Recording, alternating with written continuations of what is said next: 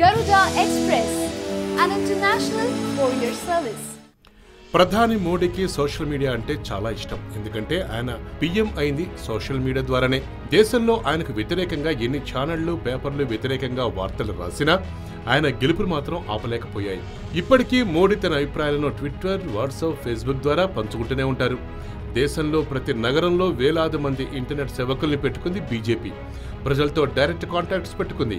అలా కాంగ్రెస్ పార్టీ రాహుల్ గాంధీపై తప్పుడు సమాచారం ఇస్తూ వారిని బఫూలుగా చిత్రీకరిస్తుందని కాంగ్రెస్ అధినేత్రి సోనియా గాంధీ విమర్శించారు కూడా. సోషల్ మీడియాలో లేనిపోని ఆరోపణలు చేస్తూ రాహుల్ ఖ్యాతిని తక్కువ చేయాలని బీజేపీ ప్రయత్నిస్తోందని, దీనికి ధీటుగా ఎదుర్కోవాలని సోనియా కాంగ్రెస్ వర్గాల్ని ఆదేశించినట్టు సమాచారం. సోషల్ మీడియాలో రాహుల్పై వేస్తున్న సెటైర్లకు చెక్ చెప్పాలని, అందుకు తక్షణమే కార్యాచరణ రూపొందించాలని కూడా పార్టీ సీనియర్లను సోనియా కోరారని తెలుస్తోంది. అయితే ఈ డిజిటల్ క్యాంపెయిన్ వ్యవహారాలు పర్యవేక్షించేందుకు కర్ణాటక సినీ నటి, మాజీ ఎంపీ కూడా అయిన రమ్యను రాహుల్ ఎంపిక చేసినట్లు సమాచారం.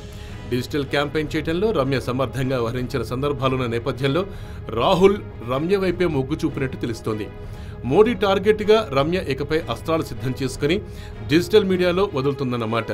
ఈ అందాల భామతో మోడీ అండ్ టీం ఎలా ఫైట్ చేస్తారో చూడాలని ఇటు నెటిజన్లు కూడా చాలా ఆతృతగా ఉన్నారట. అంటే త్వరలో మనం సోషల్ మీడియా వార్ చూడబోతున్నామన్నమాట.